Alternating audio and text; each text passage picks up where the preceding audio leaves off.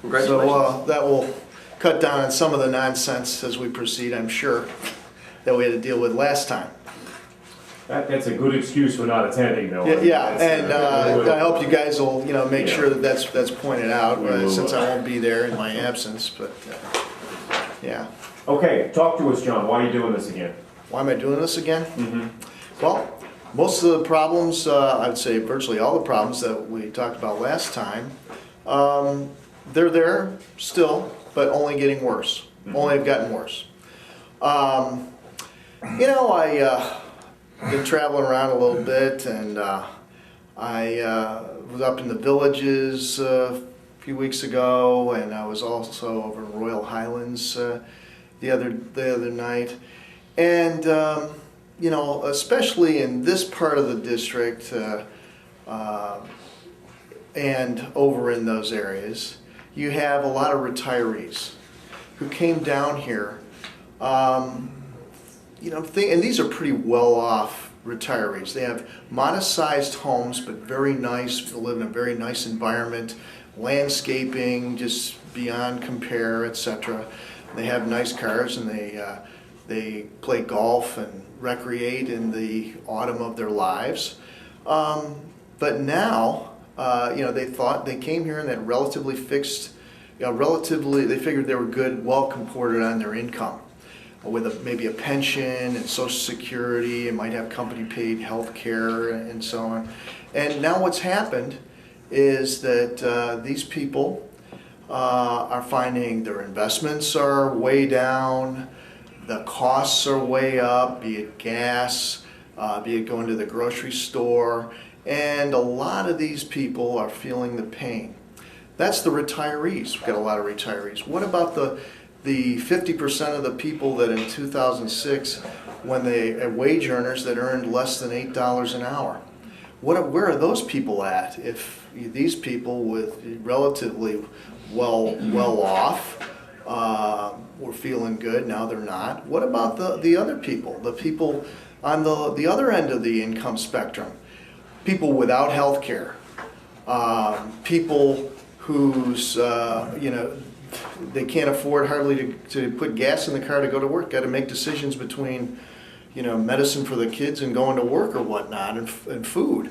This is where we are, and the people that have been in charge. And I would submit Ginny Brown-Waite is just one quintessential example of a career politician who's she's well entrenched with powerful interests, but not attentive to the interests of ordinary people who work for a living, or who did work for a living and put in their time and retired, and now they're feeling the pain of poor policy, inaction, and so here we are. We're in a crisis economically. And I just went by a lady that supported me last time. She has a little gift shop in Floral City. You know what? That's closed. We just had Bennigan's and Steak and Ale, and whether you ever went there very much or not, I mean, that's a little bit of a bellwether that these kinds of establishments are going under, because people are having to make these decisions that I just alluded to relative to got to put gas in the car rather than go out to work. I mean, $30 to go to Bennigan's with the wife and kid versus going to the grocery store and trying to buy $30 worth of groceries. Those are the decisions that are being made. It's rippling through our economy, and nothing is being done. Certainly by the congressman, the congresswoman, and she's made some very in line with her discussions about how she supports veterans. She'll tell you she supports veterans, but one of the motivating factors that put me here, all the emails I was getting from veterans about issues that were not being addressed. Mandatory funding of the Veterans Administration, she voted against it. $1,500 a couple years ago for veterans, voted against it. Issues like Agent Orange. I'm work with some guys that are some of whom are afflicted with Agent Orange, and you know, you have to take money at $200 out of your pocket to go get tested for Agent Orange. And you know, if you're a veteran with Agent Orange and you're just a 2-year guy, it's not service related. Okay, you're a 20-year guy like the people that support Ginny Brown-Waite, then you know, it's a service-related disability. Or if you're an officer, service-related disability. This is not fair. What the veterans tell me is that you know, she supports some of the veterans, principally those 20-year veteran officer types. But the guys who were drafted went to Vietnam and stayed there a year or two, and may not have even been in contact directly with Agent Orange. But you know, if your pants are washed in the same washer with some guy that was loading Agent Orange onto an aircraft or whatever, you've been subjected to Agent Orange. The PTSD guys, and I worked at James Haley VA Medical Center's emergency department under contract for about 4 months last year. And so, not that I had never taken care of veterans in the past. They come into every facility you ever want to work at, but you know, it's a different atmosphere in the VA. I saw the young boys rolling around on gurneys with no legs, with wheelchair wheels, you know, on a gurney, and they're rolling themselves around on their stomachs with their hands in the gift shop.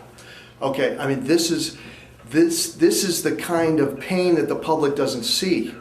These you know, in this war, and when you get back to the economy, the war is inextricably linked with our economy, because we're financing it. And Republicans came up to me after I spoke the other night, inextricably linked to the war, where we're financing this war effort with dollars borrowed from China, and our national credit card is completely, you know, we've blown through the limit and we're still going. So what kind of leverage do we have in the world? Are we more secure with this kind of debt? The deficit has been projected as being $482 billion last year. What was Bush saying a couple of years ago? And Ginny is tied to Bush at the hip. No matter what she wants to say, well, I've evolved on the war, I've done this or done that. She has been tied with Bush, first Jeb when she was in the Senate, and then with George W. when she got into Congress. So who is responsible and accountable? It's not anybody in this room. It's not anybody in this room. It's not any of the people that I talk to when I'm out campaigning. It's the people who have been elected to office and have allowed this scenario to develop through their actions or inactions. One more point on that mandatory funding of the Veterans Administration. You know, when you sign on, whether you were drafted or you volunteer for the United States military, you take an oath. You swear an oath. Well, the oath that America has yet to swear to our service people is that mandatory funding of the Veterans Administration, the back end as it's described by the veterans that I talked to. And Ginny Brown-Waite voted against that oath. I had a meeting with the Citrus County Board of Realtors a few weeks ago. Endorsement meeting. Now, I don't expect to get the endorsement because their organization statewide is pretty much controlled by one party, and it's not mine. But what was the first question those folks asked me? And I had spoken with them the week before when they had their candidate forum, which was a well-attended event, much better attended than in the past. Healthcare. 3 of the 5 people already had talked to me about healthcare. Yes, I have a national healthcare plan. A different means of implementation I ascribe to the John Edwards plan, where if you still have if you have your Blue Cross and Blue Shield or Humana or whatever and you want to keep it, fine, you can keep it. but you know what? We're going to have an improved Medicare for all, that everyone can have access to quality, affordable health care, and will pay, rather than paying premiums to the private insurance industry, aka the Blue Cross and Blue Shield, etc. The people will pay a monthly sum or whatnot according to their, basically a sliding scale based on income. Very fair. Nobody's taking anything away from anybody if they want to keep it.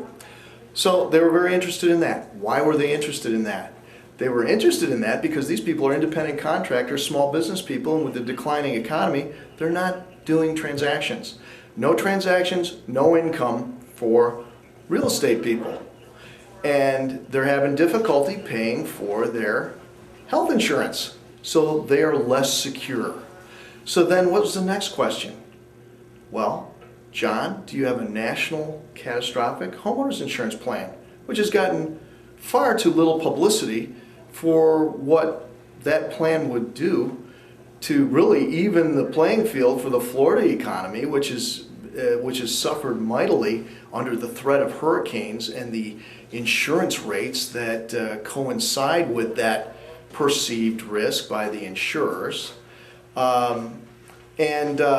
So with that, with my catastrophic homeowners insurance plan, which would mandate large premium reductions to coincide with a capped risk for the insurance industry, which has been submitted by insurance executives that I spoke with when I was putting that plan together, of $5 billion. So we'd have insurance premiums that would coincide with real risk. Not to say that when we did that, that all of a sudden we would be right on the same playing field with like North Carolina or South Carolina, where people are going to instead of Florida because, you know, just the cost factor, again, going back to that, costs are too high. What would this do for the people in the villages or Royal Highlands or working people? It would lower their cost structure. And Ginny, who talks about a reinsurance bill which she put up, well, you know what? That reinsurance bill, reinsurance is basically a scam. We got the pup companies, which I think if you look back, you'll see that she was in the Senate when that passed. And what did that do? Well, those pup companies, it separates the risk from the major company. And then so we're just on a state level for what can be a catastrophic Hurricane Andrew, Katrina type thing, which we've seen that no state can handle on its own, nor can any group of insurance companies. That's why we have to get back to the foundational principles behind insurance as a product as it was developed in the first place, spreading risk over large populations, knowing that some people are going to have claims and be able to sustain our economy. It's an economic risk. It's another form of insecurity. But when you get back to Ginny and her reinsurance thing, so State Farm pays for reinsurance to State Farm National, increasing profit levels to State Farm, the corporate concern at the macro level, and keeps rates high for consumers in Florida. It's destructive to our economy. So the real estate people are very much in favor of that. And then we got into the energy thing, the drilling. Now I have right here Ginny's policy, and I want to give everyone one of these. This is kind of our donor brochure. I don't know, we can pass a few of these down, okay. You know, I know it's about the money, so I can get my mug on TV and A couple more, please. get my face on TV. Who's this guy in the picture here? Is this, I don't know who that guy is. It's the guy who was at Disney. And so you know, I know what I have to do, but you know, she talks about drilling till the cows come home. Now, you may not agree with everything T. Boone Pickens says, but you know what? I think he's a bit of an authority, given the amount of success he's had in the oil industry, and he knows a little bit more about where we're at and what we have left to do as far as oil goes than myself or Ginny Brown-Waite or anybody else for that matter. He says we can't drill our way out of this problem, and we can't. We have 3% of the world's oil resources. even including the, you talk about, there's still major problems. They talk about the oil shale. Look into what's going on up in Canada, how much pollution and cancers that are arising from the efforts, what they're doing up in Canada in actually producing out of that oil shale. Ginny is going for the simple approach. Yet she wants to, again, the corporate connection. She wants to provide tax subsidies to oil companies to build refineries. Well, didn't we just hear ExxonMobil a couple days ago? The largest quarterly profit of any company in the history of the records being kept. And so has anybody here heard of the concept of retained earnings? So they aren't investing in this because they know the window of the fossil fuel economy is a relatively short one going forward. We've worked through that. We need to move in a new direction. Ginny Brown-Waite, you want to stay on the same path? The path that's got you here from where you were? You can vote for her. But if you want to not put the gas pedal down and head towards that cliff at an even faster pace, you can vote for John Russell, because John Russell is solution oriented and he's working for you. I'm not working for my benefactors. I'm going to do this for the insurance companies. They like this. I'm going to vote against having a price negotiation for Medicare Part D. I'm going to vote against that. That's what Ginny did. So who's she supporting there? She's supporting the pharmaceutical companies, not the consumer. Question on the, you're talking about the incentives that she's offering oil companies. What do you propose as specifics on energy legislation? What do you want to do? We need to put in place tax incentives to move in a new direction. I know personally 2 people right now that are doing on-demand hydrogen, or brown gas they call it, HHO, supplemental to a gasoline engine. So hydrogen, gasoline hybrid. Right now, if you moved in that direction on that, it basically increases your city mileage to coincide with your highway mileage. And this is all over the internet. People tinkering in the garage. So what would happen if this was commercialized and put in a Honda? There's a company, and it is being done, but not in a broad scale. ronmotors.com. Write that down. ronmotors.com is doing exactly what I'm talking about, building a $150,000 beautiful sports car called the Scorpion that incorporates that technology into the car. And so if you figured we could cut our demand 20% across the board, because that's where the money is, cutting demand. This is a demand problem because of India and China. I talked to a guy a while back, and he said, I went to China, I think it was a patient I talked to. He said, I went to China 10 years ago, and you know what, everybody was on bicycles. Well, I went there recently, within the last year or so, and everybody's driving cars. There's your problem. Now, when we talk about the gasoline, you're talking about diesel is more important than gasoline, because how does everything get to the stores? Diesel trucks, $5 a gallon. You got guys that are independent contractors, businessmen. We're supposed to be looking at being business friendly, and these people are setting their cabs on the side of the road because they're losing money doing their work, driving, because of the cost them $700-800 to fill up a tank of gas, and they aren't getting the money for it. So we need to change the paradigm. If not to transition now, when? We had the blonde and black commercials by the American Petroleum Institute, where the woman walks around kind of a surreal environment, and she says, we have more than 60 years left to power 60 million cars. Well, you know what? We got way more than 60 million cars right now. It's sheer nonsense. It's a nice commercial, but the real factual information is not there to support it. So we have to move in a new direction. She offers the same. She talks about ethanol. Well, ethanol, anybody here measure your gas mileage on ethanol? The ones with ethanol, and then make sure you get straight gas and do a comparative analysis? it's quite a big difference in your gas mileage. It's not pretty. Why? Anybody here ever listen to the Schnitt show? Todd Schnitt? Okay. Well, he says he's, he goes after everybody, but he's really a right-wing, talking points guy on WFLA, on in the afternoon from 3 to 6. And this guy was talking about ethanol, and he says, the BTUs, the difference between getting a gallon of gasoline and a gallon of ethanol, the amount of BTUs employed in obtaining them, it's huge. It's over 100,000 difference. Gasoline's like 22,000 BTUs, and ethanol is like 176,000 BTUs. So it only survives with subsidies. So it's corporate welfare. So Ginny's in big favor of corporate welfare. Yet she'll go after anybody who can't get a job, and talk disparagingly about them, notwithstanding the Puerto Rican thing or the Muslim thing that she did after right? So you want to trade someone who's a straight up person for, someone who's, makes embarrassing comments that I may never make it to Congress, but you know what?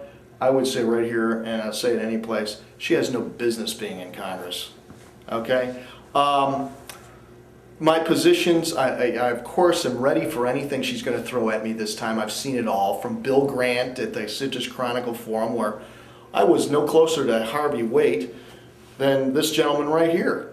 And Bill Grant comes up, John, you better watch it, I didn't say a thing. It was purely a baiting exercise. Got this in the paper, so on one person's account. So the perception is made that John is nuts. How could I be how could I be a healthcare professional for like 25 years, taking care of people critically ill, saving people's lives, including over at the VA Medical Center emergency room? I could tell you a story about a couple of those.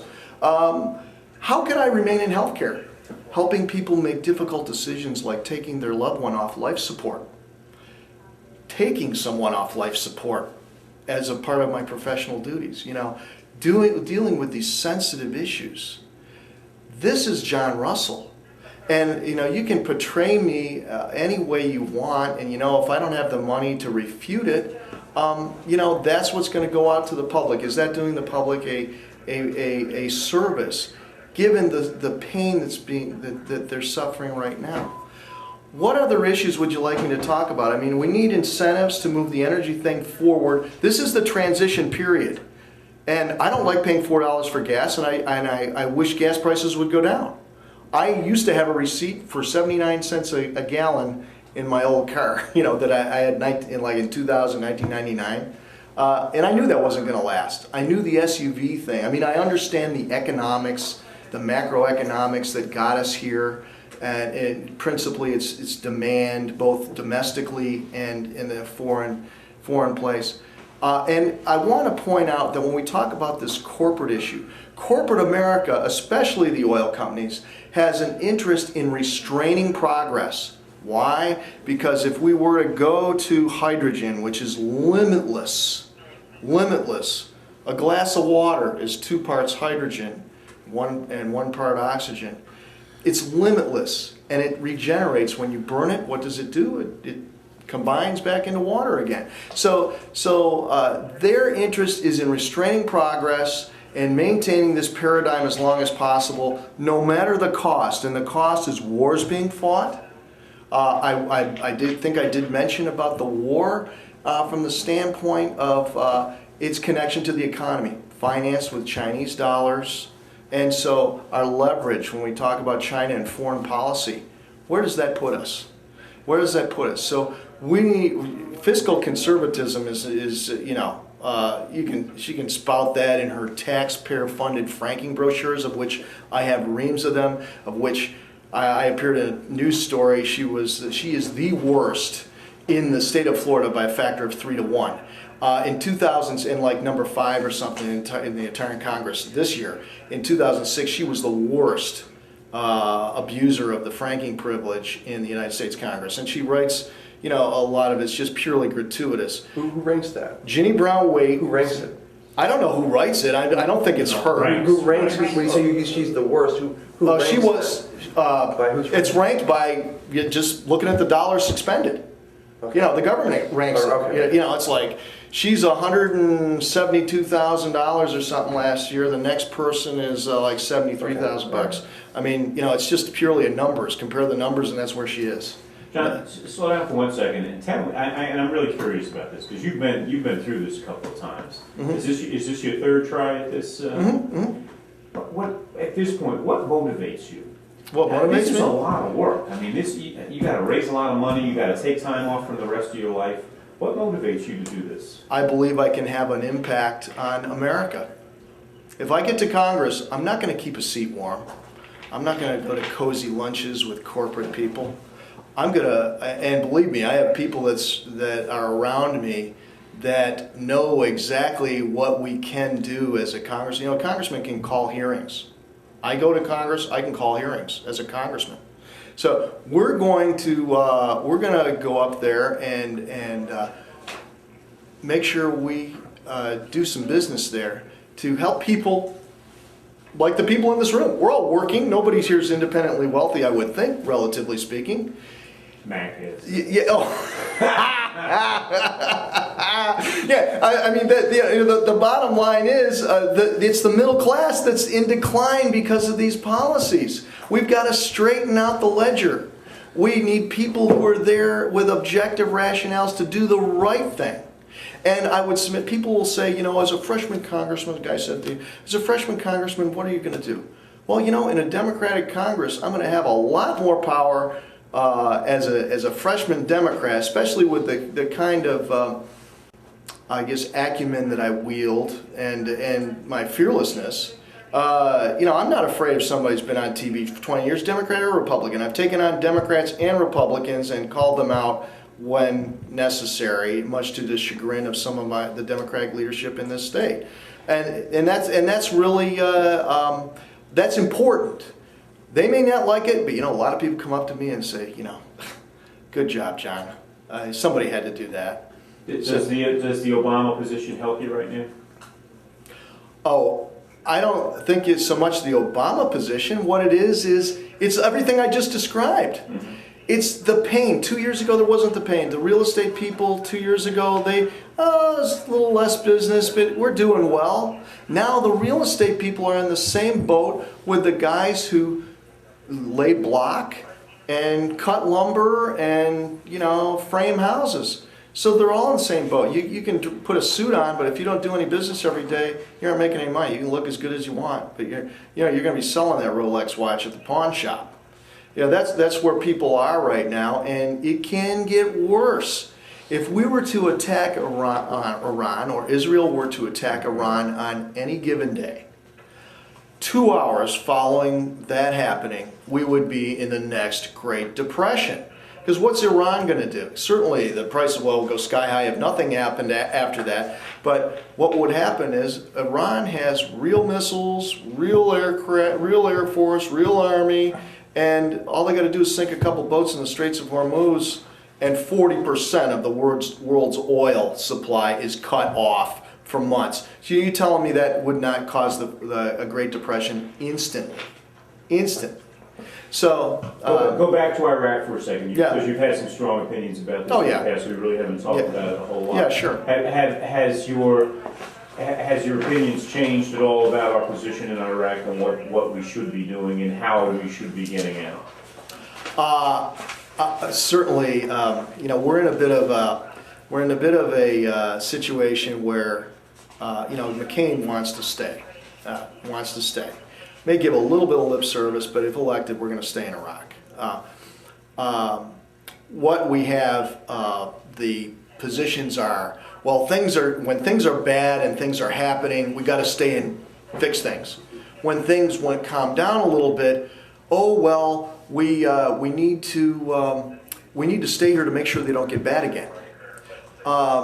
That's just a circular logic that will never get us out of there. And again, financed with Chinese dollars, causing extensive damage to our economy. The value of the dollar, part of that gasoline price rise, is the value of the dollar. Getting out of Iraq will lower gasoline prices because the value of dollar will come back up. Canadian dollar worth about 99 or about a buck, and American dollars worth like 99 cents last I saw. And when I was like 25 years old, yeah, in the 70s or whatnot, I'd go to Canada to buy gas because a Canadian dollar was worth like 66 cents to an American dollar, and to go over and you save money, buying gas. So Iraq, we must get out of there. And how we do that, phase redeployment over 16 months, and maybe we certainly need to give them logistical support, but we need to not babysit them. We need to allow them to solve their own problems in their country, especially when they're requesting, under no uncertain terms, that we get out of there, that 16 months works for them, Maliki said. And even when we tried to correct him, no, we'd like you to leave, within 16 months. It sounds good to us. Whose country is it? And, the private deals with the deals where we're giving undue access to the oil resources to, multinational companies. What we have going on here, I'd like to make this point. I don't know if anybody here has read the book Shock Doctrine by Naomi Klein. Okay. It's an important read, because what we saw with the tsunami in Indonesia, they used the value of that catastrophic event to move indigenous peoples that lived on very beautiful beaches, a subsistence lifestyle, inland, so that then the hoteliers would come and build big, new, fancy hotels on the beach, guarding the people, for their safety, ostensibly in the inland places. Now they're away from how they made their living inland, with armed people. Then you saw the same thing with Katrina. Katrina took the cultural aspect, which was the people, washed that away, all those houses. And I'm going to New Orleans. That's where I'm going for my wedding next week. Okay, and I think I'll probably make sure I take a look at that just for experiential purposes. But and so move them out. So commercialization, you're getting the bad seed out of there, so to speak, and using the disaster as a shock doctrine to make changes that they could never have made under normal circumstances. The same thing is occurring with this energy crisis. We're using that under normal circumstances, nobody would be talking about drilling off the coast of Florida and opening up, all these areas that are supposed to be protected, remembering that our economy is based, hugely on tourism and what we offer in the beauty of the beaches and the weather and so on and so forth. And so we need to drill. We need to get access to supply, because if we give up all the lease areas to the oil companies, what do they have? They control the supply. And if you control the supply, you control the price. They can turn it on and off.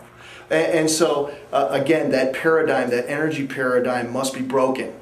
And it's a transition period rather than a sudden traumatic shock to our economy.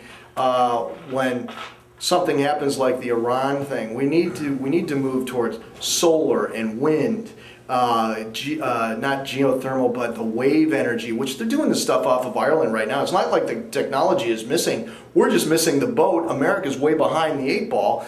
Denmark, a couple of years ago, I looked, they have stained glass windows that are photovoltaic. They can print photovoltaic cells now like newsprint. Okay, and the efficiency has gone up dramatically. I took care of a guy a while back. I actually have his number in my little prescribing book. And his whole house, he only pays $20 a month for something with reference to little electricity uses, but his whole house is solar power. Okay, this stuff can be done, but again, it's corporate America preventing it from being done by the hand-in-glove relationship that they have with legislators to maintain the status quo. And that's where Ginny Brown-Waite is, with the oil companies, with the pharmaceutical companies, with banking and insurance.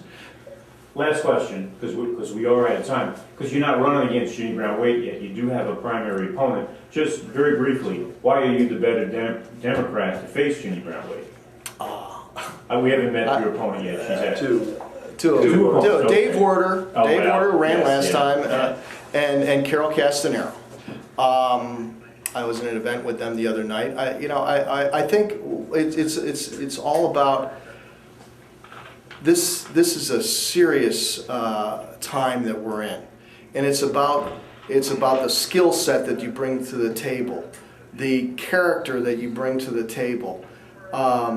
I think my academic background allows me to understand all this economic stuff. Obviously, the healthcare is huge, as I mentioned. But it's my broad background. I built my own house with my own two hands. You know, I can cut and run to different areas, you know, that people wouldn't expect. I mean, I'm a guy in a suit here, but you know, I'm a guy in scrubs. I've been a financial planner. You know, I have a pretty broad background and can pretty much understand any issue. And if not, I'll bring in people that understand the issue better than myself. Surround myself with good people to you know, to enhance my knowledge base. It's knowledge base, skill set. There's 100 pages on my website about why I'm the better candidate, not just with the people that I'm running against here, but certainly Ginny Brown-Waite. And her energy policy is just bespeaks of what we're talking about. She's the old. So if you want the same results, you know, just stay on the same path. If you want better results, you do have a choice in 2008, and I am the only choice that people are going to have in 2008. Very good. John, we appreciate you coming to see us. Hey, I appreciate We wish you a lot of luck in your marriage, too. That's Oh, great, yeah. You need luck in marriage. That's Well, yeah, I've taken a long time to get here, but, you know, I think we're going to be in